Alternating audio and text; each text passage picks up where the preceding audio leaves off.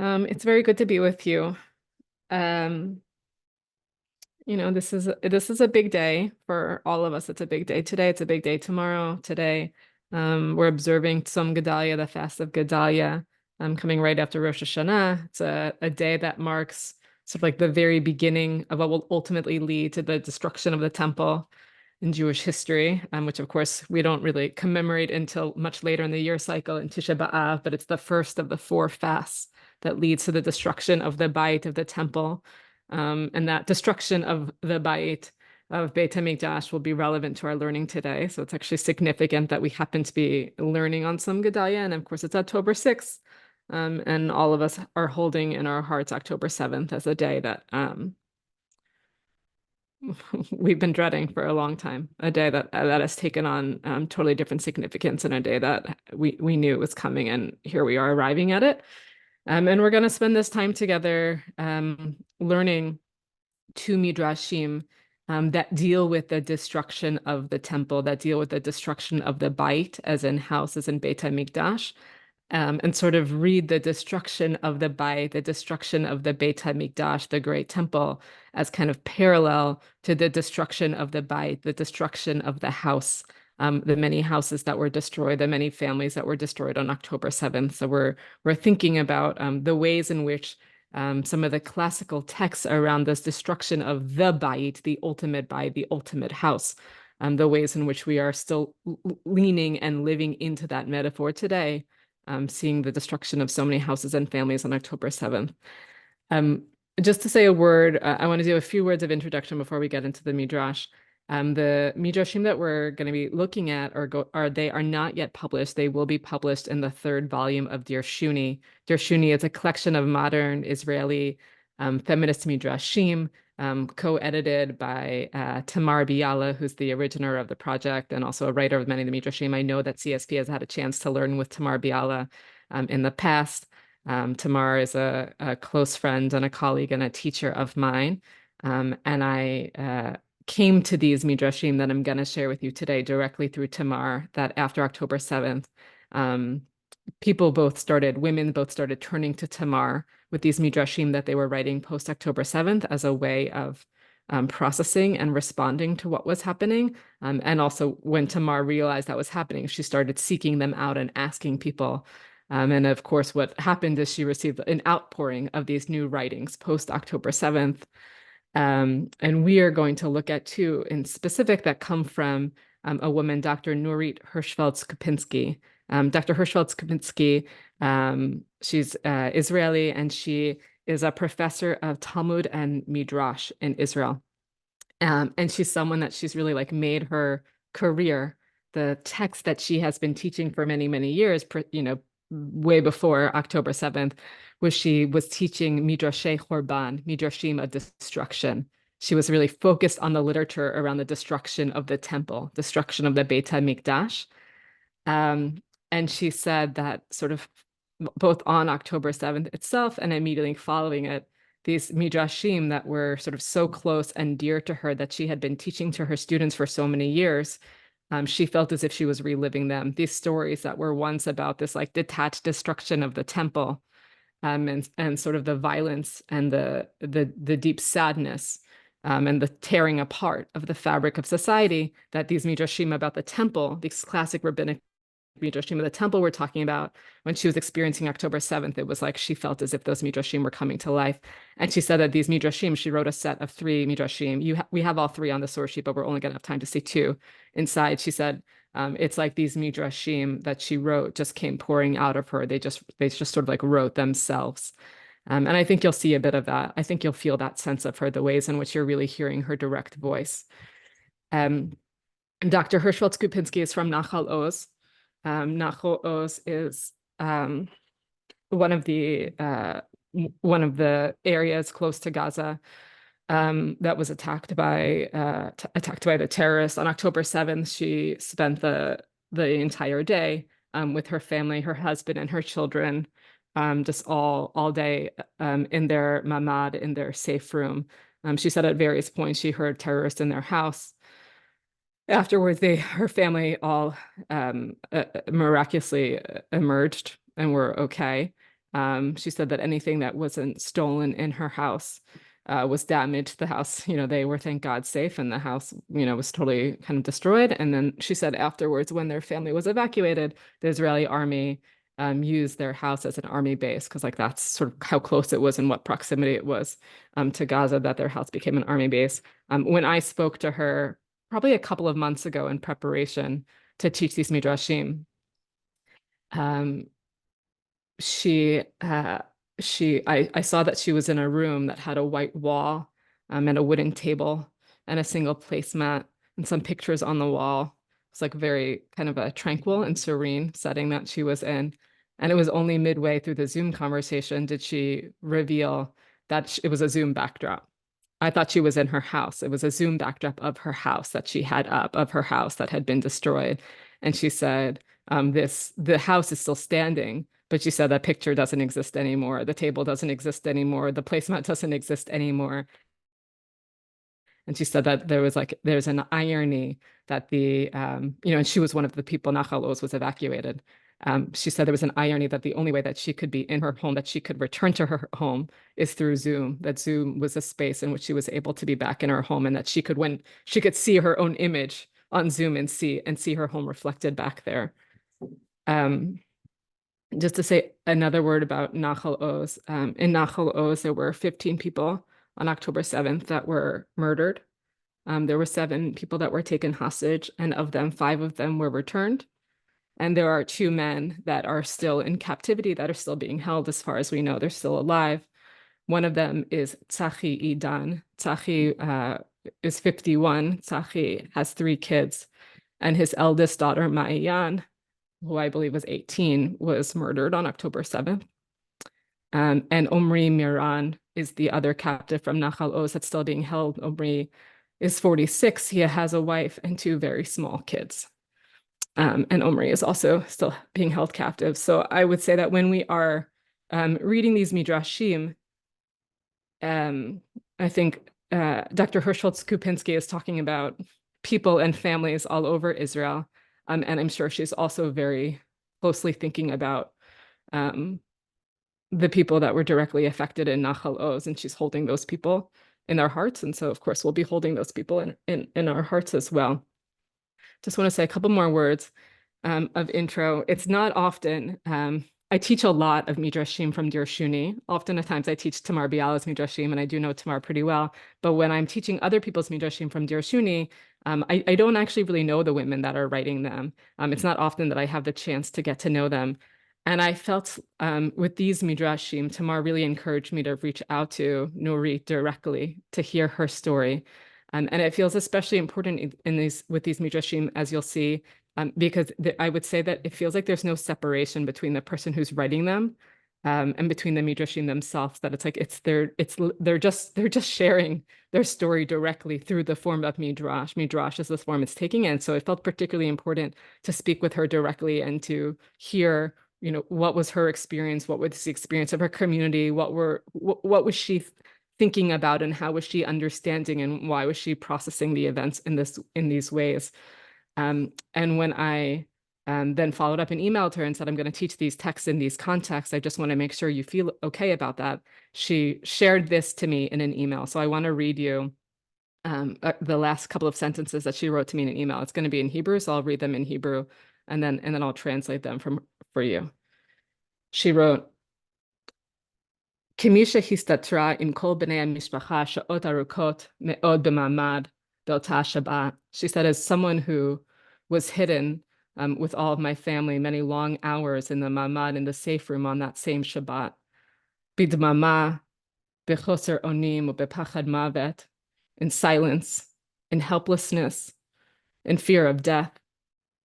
הידיעה שהמילים שלי מגיעות למחוזות שמעבר לי, the knowledge that my words are somehow arriving to places that are beyond me, ופורצות את קירות המעמד, and are breaking through the walls of the safe room, מהווה תיקון. It constitutes a kind of tikkun, a kind of correction. תיקון לדממה ותיקון לנטישה. A way of correcting that the so many hours of silence, of hiding in the safe room, and a correction of the feeling of abandonment. And so she was just communicating, like, to know that these words that she wrote that were her way of processing experience were like getting out to people sort of in America and in other places. For me, I feel like to call it a tikkun, like there's nothing that can be a tikkun, a correction on October 7th, but in her language that it brings her some sort of sense of tikkun, of correction, of hope, to know that these words are breaking through the walls of the ma'amad of the safe room. That feels really important to me of why we're reading this and why we're thinking about this today. She also shared at the end of our call, she said, I had to be silent for so many hours when we were in the ma'amad. I had to be silent for so many hours. And she said, and now I don't have to be silent anymore. I feel like now that I'm out of that ma'amad, that I'm out of that safe room, I just am like screaming. I just have these words that are screaming out of me, and these words can finally be held. And that's what we are reading today, and that's what we're learning, and that's what we're bearing witness to today. Okay, so that's our intro on Dr. Nurit Hirschfeld-Skupinsky. That's where she's coming from. I want to share one more word of introduction just to the set of the midrashim. So the set of the 3 midrashim, as I said, each of the midrashim that she wrote is like very much based on, in very close relationship to a traditional classic rabbinic midrash about the destruction of the temple, about Chorban habayit, the destruction of the temple. And there is like an opening that is for all 3 midrashim. And that opening references a line from Breshit Rabbah. So I need to tell you what that line is. So in Breshit Rabbah, there's a story in Breshit Rabbah of 2 gladiators fighting before the king. It says the 2 gladiators are fighting for the king. And the line is Kashim hadvarim leomram ve'iyavsar lepeh leforsham. It's difficult to say, and it's even impossible for the mouth to explicate. And the Midrash goes on and say, like, what does that mean? It's difficult to say and even harder to explicate. It says that this is the story of the 2 gladiators that were fighting before the king, seemingly for the king's enjoyment. And at any moment, the king could have stepped in, but the king doesn't step in. The king doesn't separate these gladiators. And then it says the victim, who is ultimately, killed in this fight between the gladiators, it says the victim calls out to God and says, who will seek vengeance for me? Who will seek vengeance for me? And then the Midrash repeats the line, Kashima devarim le'omram ve'iyavsar lepeh leforsham. It's difficult to say and even harder to explicate. The idea being that this Midrash in Breshit Rabbah, this classic Midrash, is calling out God and saying, God, where are you? That it's like we have these 2 nations that are fighting. Of course, the Midrash in Breshit Rabbah is not talking about Gaza, but it's that this Midrash is talking about we have these nations, these gladiators going at it. Presumably, God, you could have intervened. The victim is calling out and saying, where are you? Who is going to avenge me? Because it seems like, God, you were not there. And that line, it's difficult to even say. It's difficult to even say. And so she's going to reference that Midrash. Okay, without further ado, you have the source sheet in the chat, and I'm going to go ahead and I will screen share.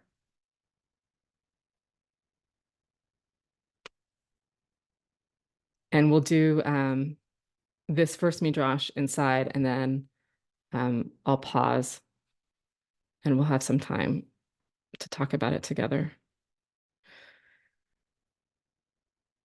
Okay, so this is just we're going to start here with the opening. This is sort of like the opening to the trilogy of the 3 midrashim. I'll just make it a little bit bigger for us. There you go.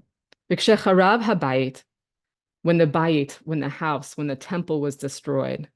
Kshecharav aleinu olamenu b'shiv'a be'October, when our worlds were destroyed on the 7th of October. Domeh haya aleinu ki siporei hachorban, yatsu mitoch ha'otiyot benot al ha'payim. It seemed to us as if the stories of the destruction sort of like came out of the stories of the words from 2,000 years ago, from the stories of the temple. Hamilim karmu or v'gidim, the words sort of like became flesh, took on skin and sinews. V'niyeh lemetziut achshavit avela, and they became this real and living reality of mourning. Chafuya v'davya, grieving and anguish, despondent reality. V'kashim hadarim le'omram ve'iyavsar lepeh leforsham, and it's difficult to say and even harder for the mouth to explicate. which is to say you're seeing in this opening. This is Dr. Hirschfeld-Skupinsky, PhD, the Talmud and Midrash scholar who has been teaching these stories about the destruction of the temple for decades. And then she's, hiding in her ma'amad, she's hiding in her safe room. She's hearing the destruction of all these houses and families around her. And she's saying, it's like these stories that I had been teaching, they became flesh, they became a living reality. And this line that she's drawing on from Eicha Rabbah, from that text that I just referenced to you about the gladiators, I think the implication here is like both, it's hard to even find words to talk about this. It's like, it's literally hard to find the words to talk about this. And also the theological implications of how can this be happening? And where is God in this? And that feeling that she's going to speak to in the Midrash, of that feeling of abandonment, of like, where are you? Who is going to seek vengeance for this? Okay, so that's the opening framing. So the first Midrash, the first of the series of Midrash is based on, of her Midrashim, is based on a Midrash from Eicha Rabbah, of the collection of Midrashim on lamentations. So first we have to learn the original Midrash. This isn't hers, this is the original Midrash in Eicha Rabbah, and then we'll learn her Midrash on it. So her Midrash begins, the classic Midrash from Eicha Rabbah begins, Masebe Miriam bat Tanchum, the story of Miriam bat Tanchum, Shenishbeti v'shivat baneha, that she and her 7 sons were taken captive. The Caesar took them and put them each in 7 different rooms. The Caesar brought the first son before him and said, bow to the idol. The son said, God forbid, I'm not going to bow to the idol. Amarlo lama. The Caesar says to him, why not? The son says, because this is what's written in our Torah, quoting from sort of the revelation of the Torah, I am the Lord your God, and you should have no other gods before me. You should have no other idols, right? The son is saying, of course, I'm not going to bow to your idol. I have the Torah, and the Torah tells me there's only one God. I can't bow to your idol. Miyad hotzio v'hargo. The Caesar immediately took him out and he killed him. And then what happens in this Midrash from Eicha Rabbah is it goes through each of the sons, the second son, the third son, the fourth son, and this happens with each of the sons, that the Caesar says bow to the idol and they won't do it, and then he takes them out and kills them. So then we get to the 7th son, the 7th final son. Hotzia Shvi'i, he takes out the 7th son. Vehu haya katan bekulan, this was the smallest of all the sons. Amarlo beni hishtachav eletzelim, the Caesar says, my son, bow to the idol. Amarlo chas v'shalom, the son says, God forbid, no.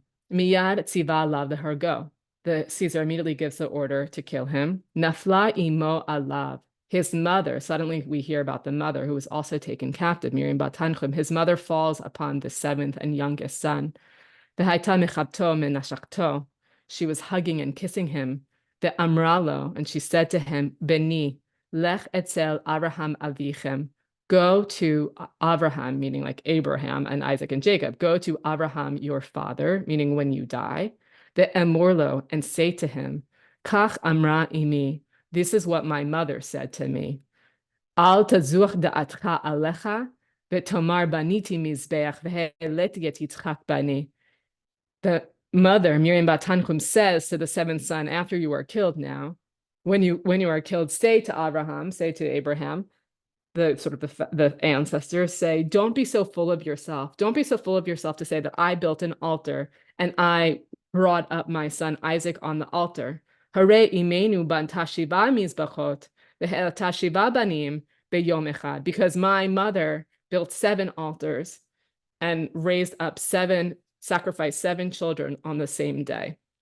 Meaning, Miriam bat Tanchum, the mother, it's like there is a surprising there is an anger at Abraham. It's not Abraham that is responsible for, God forbid, for killing these children. Abraham is long gone. It's the Caesar that is doing it. But Miriam bat Tanchum is directing the anger towards Abraham and saying, when you, after this happens, go to Abraham and say, don't be so full of yourself. Don't be so righteous to think that you did this amazing sacrifice. You were going to sacrifice 1 son and you didn't even need to sacrifice him. I made 7 altars and I sacrificed 7 sons. That's what you should say to him. And then she goes on and says, Ata nisayon ve'ani ma'aseh. You were the test. You were just tested, but I actually had to do the deed. while she was still hugging and kissing him, the Caesar decreed, and they killed him upon her.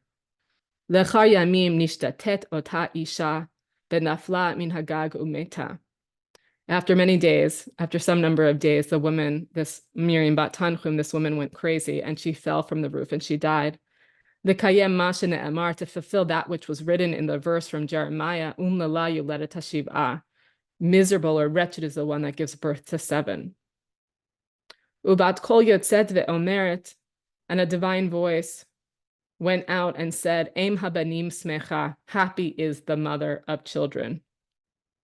Sounds almost like that there is maybe like a sarcasm to the way this verse is being used. Em habanim smecha, happy is the mother of children.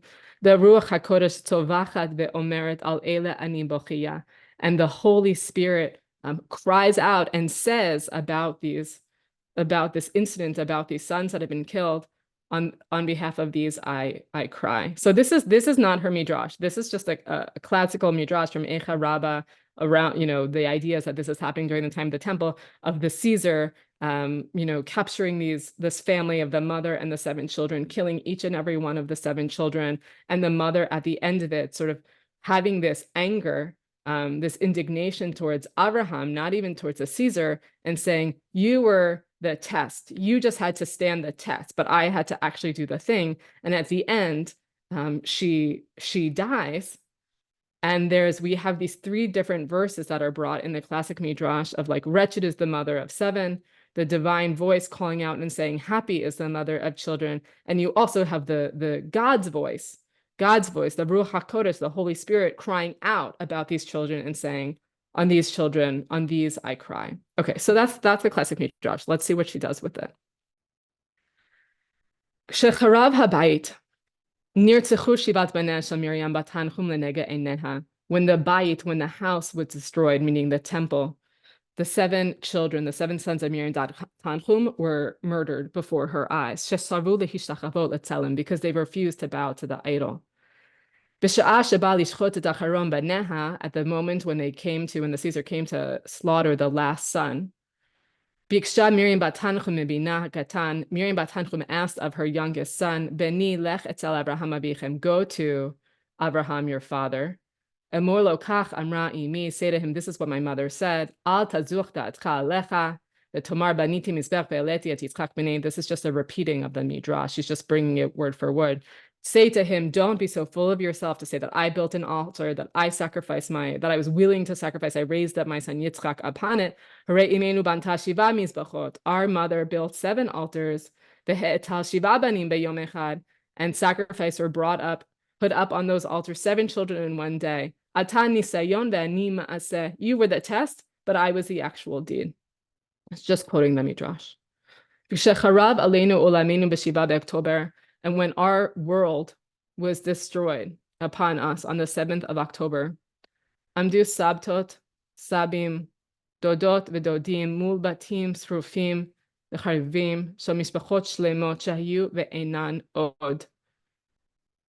There stood grandfathers and grandmothers, aunts and uncles in front of houses that were burnt and destroyed, of entire families that were and are no longer. B'mabat halom v'domem, with a shocked and silent look, kemo ponim el ba'alei ha'ma'amad, v'asrara ha'emunim al bitchona, v'atida shel ha'umah, with a shocked, silent gaze, as though facing these men of status and authority, the people entrusted with the future of the country. So akim be'ema, they cried out in horror, Eifo hayitem, Anachnu ma'aseh ve'atem lo amaratem b'nisayon. Where were you? We were the action. We were the ones that this actually affected. We were the deed, and you didn't stand the trial. You didn't pass the test. Miriam bat Tanchum yada ki ladeha bacharu b'mavet. Miriam bat Tanchum knew that her children chose death. They chose it so that they didn't come to violate these 3, kind of what they're called the big 3, adultery, idolatry, and murder, that better to die rather than transgress those 3. Miriam bat Tanchum knew that her children made an active choice to die, that they were choosing rather than to worship an idol to allow themselves to be killed. V'sofa shenishtet v'nafla min hagag umeta. And at the end, she went crazy and she fell from the roof and she died. The Ruach HaKodesh tzovachet ve'omerech, and the Holy Spirit cried out about them and said, Al eile ani bochia, on behalf of these I cry. Ve'ilu b'nei mishpachot ele ma'i elehem, and for these families, what will be for them? Shefilu nechama porta zo lo nimtzet lehem, that even the smallest amount of comfort there isn't to them.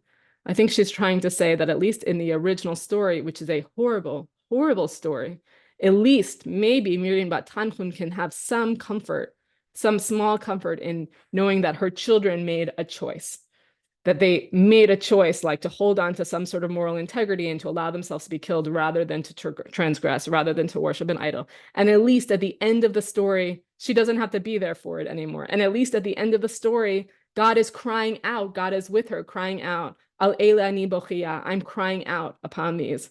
But with these families, the families of October 7th, what about them? What comfort is there for them? What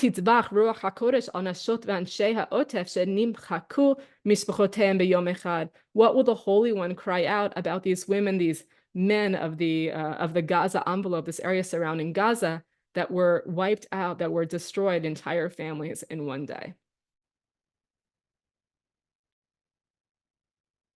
I think that this midrash for Dr. Hirschfeld-Skupinsky is coming. I'm sure that you saw, as I saw in those days following October 7th, the pictures of entire families that were gone. And I think she's thinking about those families here, that it's like you have this midrash that she had been teaching for decades. She knew the story of Miriam Bat Tanchum, whose 7 children were wiped out. She has that story in her head, and then she's hearing the stories and knows the people in the community of entire families that had been destroyed. And it's like, it's going back to this opening. She says, it was if Hamilim Karmu or the Gidim, it's as if these words of these classic midrashim grew skin and sinews, that they became a living reality of mourning and of anguish. That it's like the story of Miriam Bat Tanchum just is coming to life, this horrible story. And she's reading this and she's saying, at least maybe in the story of Miriam Bat Tanchum, maybe there is some small amount of comfort to be found, the way the rabbis have God at the end saying, Al eile ani bochia, on these I cry. But she's saying, but for these people, for the families of October 7th, I think there was a call out to God and saying, and where's God? Where's God in these stories? Where's the comfort now? And I think the other thing that I'll just note is, I think it's interesting both in the original midrash and also in her midrash, that's like there is a real, I think, anger. There is a sadness that comes out in the midrash. And I think there's also an anger that comes out in the midrash. And interestingly, the anger is not directed towards the Caesar. It's like, the Caesar is bad. The Caesar is not on your side. But actually, the anger in this midrash is interestingly directed towards Abraham, of you were the test. You just had to withstand some sort of trial, but we were the ones that actually lost out here. Anachnu hama'aseh.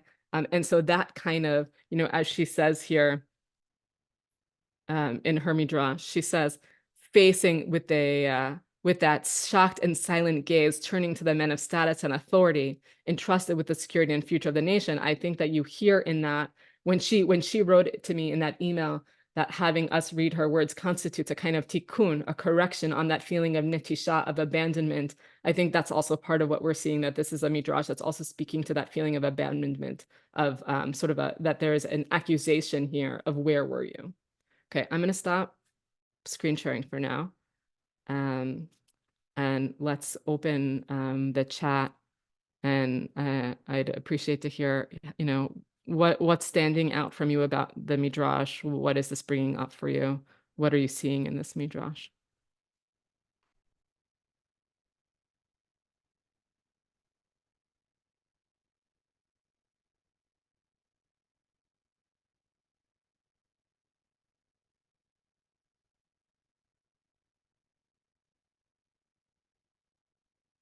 So I think just Yeah, just we won't be unmuting people, but if you have any comment, just place it in the comments so that Rabbi Avi can read it and echo it before we continue to the next midrash.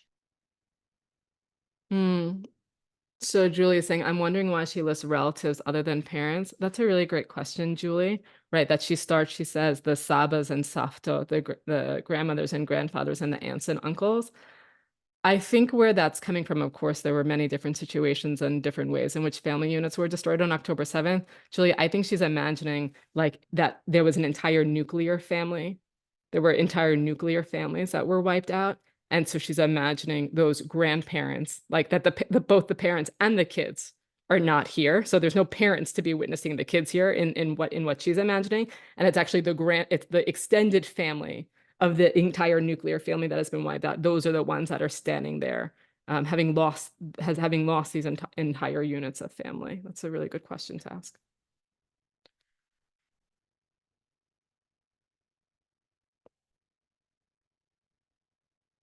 So Liz says, it's stunning how closely the ancient Midrash parallels today. Very emotional. Yeah. And it's like, in a sense, it's a gift that Dr. Nurit Hirschfeld-Skupinsky is so steeped in the ancient Midrash that when she was experiencing October 7th, she had the lens to be able to see the ways in which they were that the text of the destruction of the temple could be a way for us to give language to something that might otherwise be beyond language or impossible to give language to such horror. Rochelle says, is the Midrash also calling out the government who failed, the government as an entity consistent with God's will? Yeah, so I think that you're absolutely right here, Rochelle, that I think that is part of what's happening in the Midrash, is that I think it is. And there were conversations, there were recorded videos that happened that I think that Dr. Hirschfeld-Skupinsky is thinking of when she writes this Midrash of survivors of families who had been wiped out, of them confronting people in the military and the government, Minister of Defense, and calling them out very much in this way. So I think she is very much drawing on that. Marcia says, in the original ideas, is it not possible to confront God, so Abraham is the target? Do we know who our target is now? Right, so that's interesting, Marcia. That the sort of the question of it's interesting that there's more of a direct attack or calling out of Abraham, who seems like Abraham was not exactly responsible. Why is Abraham it's like Abraham's almost like the foil for God here. Why isn't God being called out directly, or who is the anger being directed towards? And I think that those are great questions. I guess one thing I would say is I almost wonder if it goes back to that the framing midrash at the top that references the line from Eicha Rabbah with the story of the gladiators, that it's difficult to say and even harder to explicate. And it's like the gladiators were fighting, where was God? Like, where was God? That it's almost like, if it feels to me that it's almost too painful and risky to call out God directly. And so that's happening through Abraham, and that's happening through, like, well, in the original Midrash, God was at least saying, Al Ela ani bochi, I'm crying on behalf of these, like, where, it's sort of like an indirect crying, because to call out God directly would be too much. But I think also your question of who is our target now, in quotes, who is our target now, part of that is like, I think a lot of us have experienced a lot of emotions since October 7th, and a lot of those emotions have been anger, and figuring out like what to do with that anger, and who is the direction of that anger, and who is who are we blaming, and is that blame useful, and does that actually bring anyone back? Those are all complicated questions.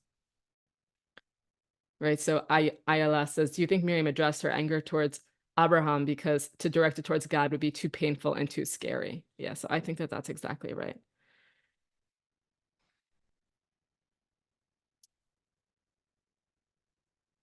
Okay.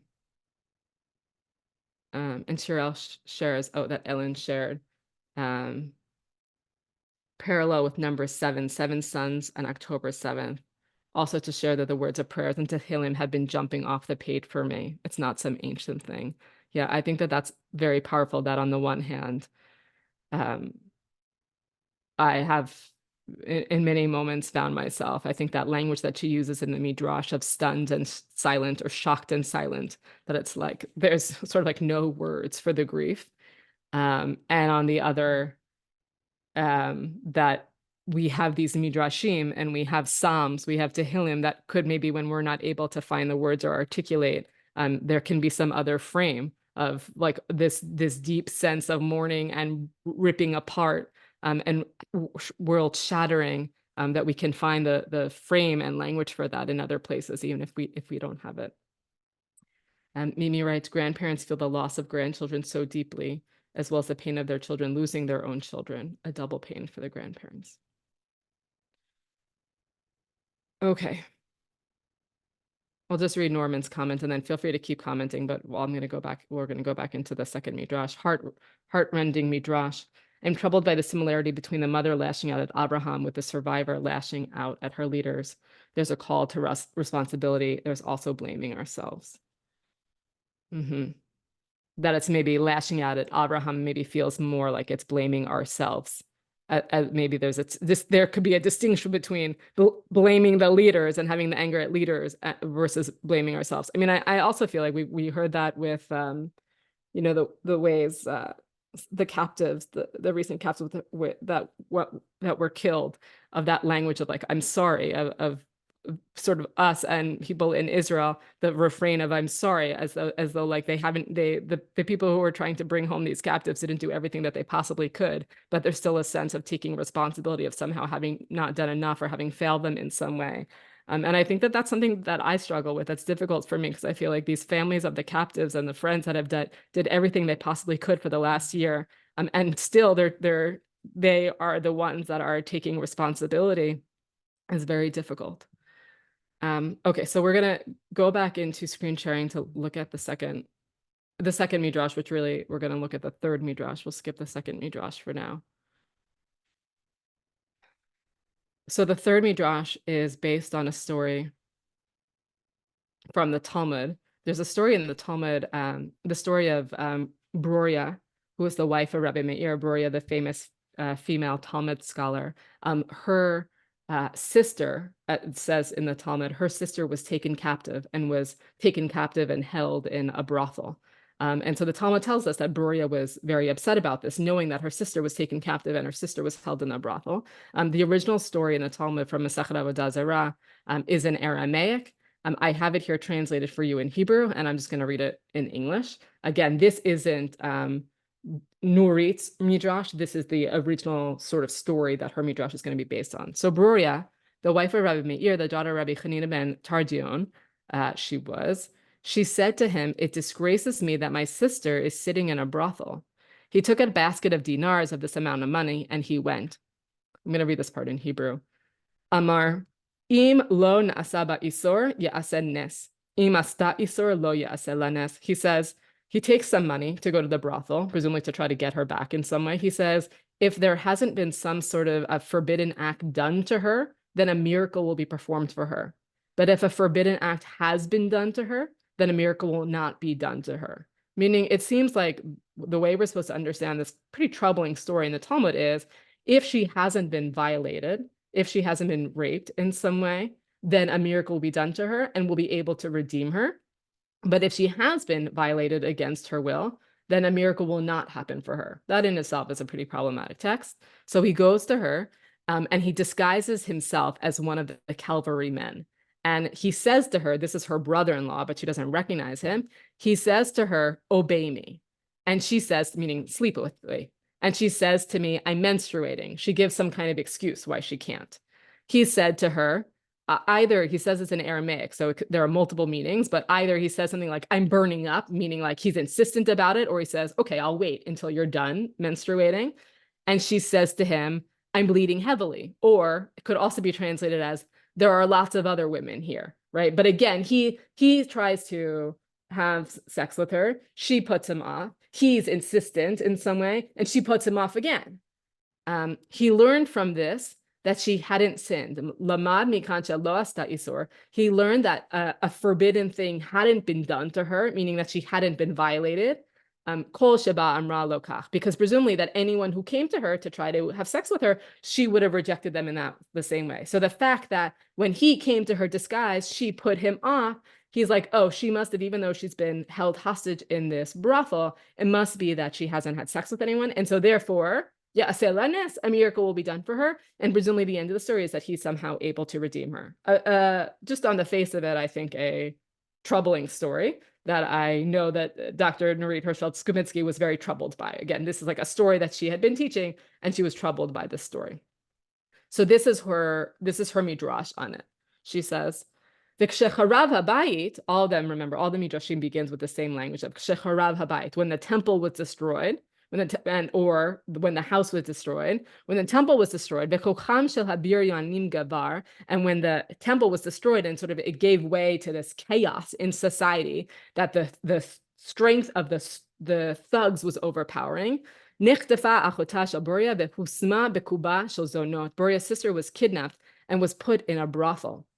Boria's gaze and voice urging her husband to redeem her sister cried her terror from the desecration of the body and the soul in the darkness and horror. There's such like poetry here in the Hebrew. Zoakim et chedroteha, crying out her terror, mechilul haguf, the desecration of the body, and the nefesh betocha ofel betocha zva'a, and the soul in the darkness and the horror. Rabbi Meir, mahu amar, Rabbi Meir, what did he say when this happened? Im lo na'asa ba isur yaseh nes, im asta isur lo yaseh nes. And Rabbi Meir, what did he say when Broria was trying to send him to his sister-in-law? He said, if a forbidden thing, if she hasn't been violated, then a miracle will be performed for her and she can be redeemed. And if not, then she won't be redeemed, then a miracle won't be performed for her. Lemina tunaha da'agazot.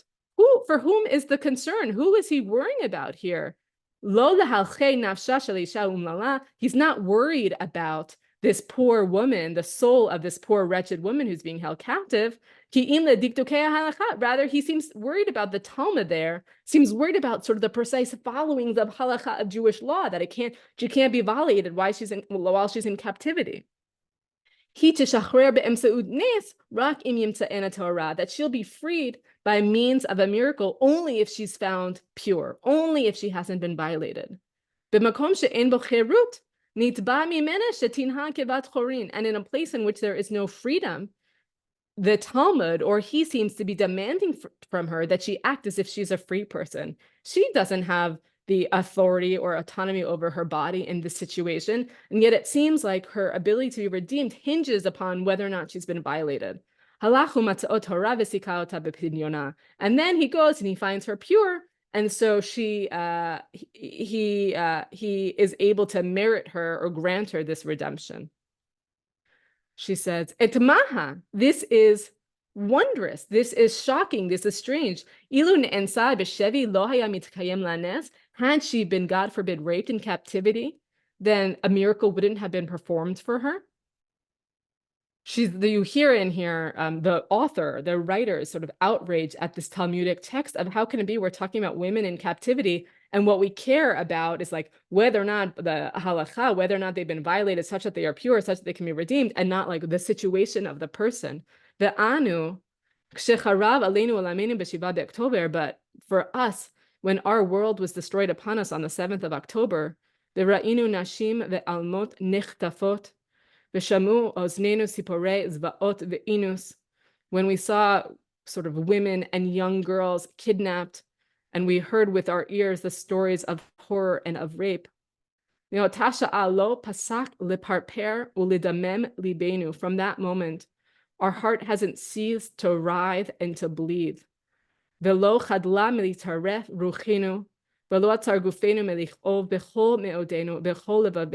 spirit hasn't stopped going mad, and our bodies haven't stopped hurting with all of our heart and with all of our might.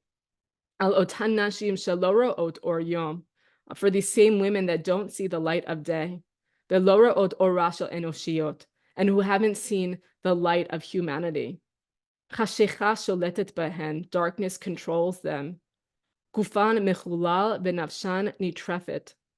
bodies are desecrated and their souls are ravaged. Our hope cries out, our cries touch their cries. And and we are hoping for their redemption and for their freedom. V'koret lenisim ulekochot elyonim sheyaniu kochot tachtonim, and calling out for miracles, and that the forces above should move the forces below. Ad sheyatzilu otan b'shivyan v'yatzilu otan b'shovan, until they are saved from their captivity, and they will be saved in their coming home on their return. And so she's saying, she's taking the story from the Talmud and saying, in the story of the Talmud, it seems like there's no concern for the woman there. It's like a concern for halakha, for Jewish law, the finer points of Jewish law. But she's saying, for us, that's not the case. For us, when our world was destroyed on October 7th, all we've done is think about these women who have been violated, that our hearts don't stop crying from them. They don't stop bleeding for them. And then the end of it here, for me, no sheket shavatenu l'shavatan, that our cries touch their cries. It feels to me that there's something particularly powerful here, especially when we think about the people that are still in captivity, sort of the distance that there is from them, but the idea that she's saying that our cries can somehow touch their cries, or even the people that are not in captivity, but there's like an emotional distance now. There's an emotional barrier of wanting to reach out and connect to them. But this trying to put forth this idea of like our cries, when we cry out, our cries can touch their cries, at least in that place. And she says, and we're calling for miracles. What are the miracles that we're calling for? We're calling for miracles that the upper worlds can move the lower worlds. To hear that seems important, that it's like, and when I talked to Dr. Skupinsky, this is what she said. She said, it's like, that this is not, there's a question, I think, in all of her stories of where is God? Where is the government? What is our role? And here it seems like, I think she's saying we're gonna need all of us. That's like, we both need God in the picture. We need the upper worlds in the picture. And we're crying out that the upper worlds can move the lower worlds. But there's also the lower forces. There's the forces of this world, of our government, of our people, of our movement, of the ways that we are gathering together. And that we actually need both the kochot elyonim and the kochot tachtonim. We need the upper powers and the lower powers. We need to be working together. This is the miracle. This is going to be the miracle that brings people back. And just the last thing that I'll say on this, that it's not only that we're praying that they are saved from their shivyan, from their captivity, but yatzilu, that they're going to keep needing to be saved, that it's like even God willing when people come back, and we've seen this with the hostages that come back, we've seen this with the families that survived, the people that managed to survive October 7th, having had family members murdered, or even just experience the trauma of that day, that it's a saving that's not a one-time saving of like they come back and they're saved, but it's a saving that they have to keep being saved because there's so much emotional work that for years to come that we need to be coming together and supporting each other as a community. Okay, we'll stop there and we'll turn again to the chat to hear your thoughts. Rabbi, one comment that was directed and asked, kind of noted that both midrashim we read, kind of the anger or the blame go to the authority, not to God, and not to the people who perpetrated the attack, but in one Abraham and in the other Rabbi Meir. And if you can mention about that, I'm assuming Rabbi Hirschfeld-Skupinsky is a religious or observant person, and it's an interesting direction to turn to. Yeah, I think that is really interesting. And I think that that's actually also true in the third midrash that we didn't read. Again, there is also that as a midrash. They would say that there is anger and blame in that midrash. And again, it's actually not directed at God. It's directed more at the authorities in charge. I think that I guess I'll say two things. I think that echo of it's too scary, it's too risky to directly blame God for this, that it's even just to say the words of like, and she says it indirectly in the midrash. She says, God's crying out in that midrash. What's God going to say now? Like, what is God crying out now about these families? What is there to say? I think the implication there is, I don't hear you crying out, God. Why'd you cry out for the temple and you're not crying out now? Or what can you even say now? So I think that it is there, but you're right. I think it's much more clearly directed at sort of human figures in charge. And I have to assume that it's because it feels too risky to directly call that out in a way that's echoing the form of the Midrash from Bereshit Rabbah, in which that Bereshit Rabbah doesn't directly call God out, it uses a line, it's difficult to say and hard to explicate. It's like we can't even bring ourselves to say, God, why didn't you just stop the gladiators? It's like the implication is there. Yeah, but I think that's really important to notice. And I guess the other thing that I'll just say is I think that's something that is animating for her again, is that feeling of abandonment of like, I mean, obviously it goes without saying, the rage at Hamas, the perpetrators, but to also feel this sense of abandonment by the government, that wasn't obvious. And so that's, I think, part of what she's speaking to. So I received a comment, what an infuriating original midrash from the Talmud. I wonder how Dr. Nurit dealt with it before October 7th. This is the chance for her to, in quotes, correct it, awful, horrific, and miserable as it is.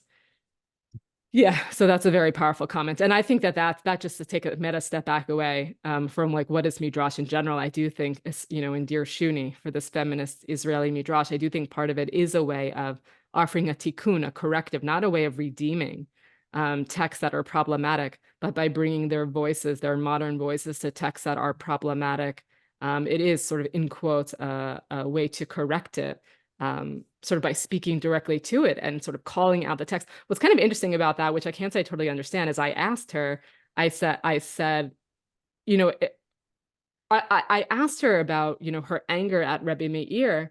And she very interestingly said, oh, it's not Rabbi Meir, she said, I'm not upset with Rabbi Meir, I'm upset with the Chachamim, I'm upset with the sages, I'm upset that the sages put those words in Rabbi Meir's mouth. She's like, for some reason, she had a sympathy for Rabbi Meir. Rabbi Meir was just doing what he had to do. He was like going to redeem her, like he wanted her to be redeemed, but it was the sages that put those words in Rabbi Meir's mouth. It was actually like a much bigger problem than just like Rabbi Meir, but actually sort of the way the sages envisioned that story in the first place.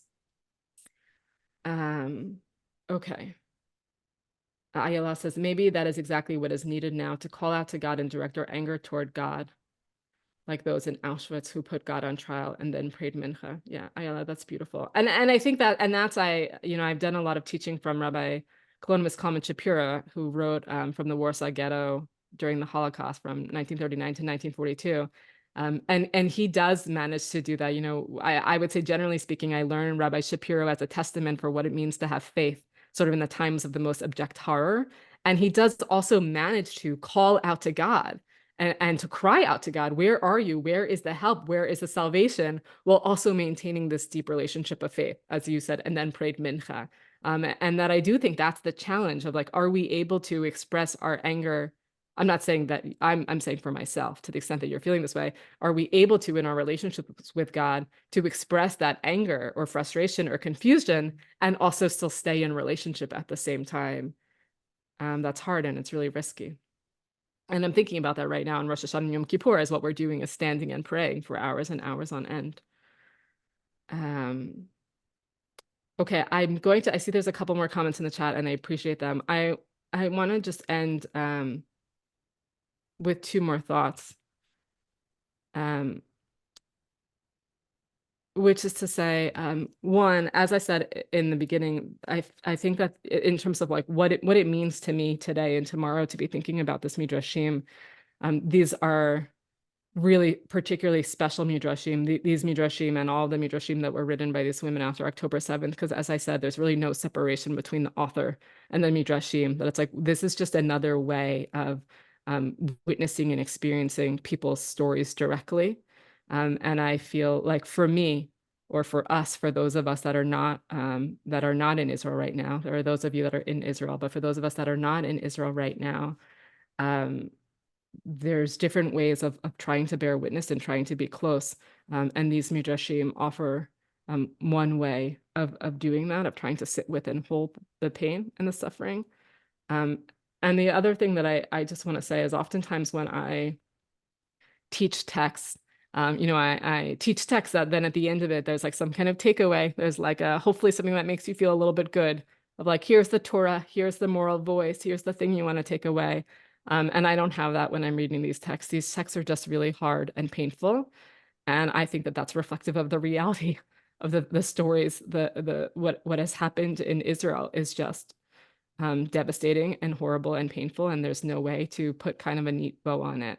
And so I feel like for me, for today and thinking about tomorrow, and really going forward, but especially for the next 48 hours, this is a moment of we are not trying to come up with a moral takeaway. We are just trying to really be present with and bear witness to and sit with the pain and the horror and to make space for it, even when at the end of it, it just leaves us speechless.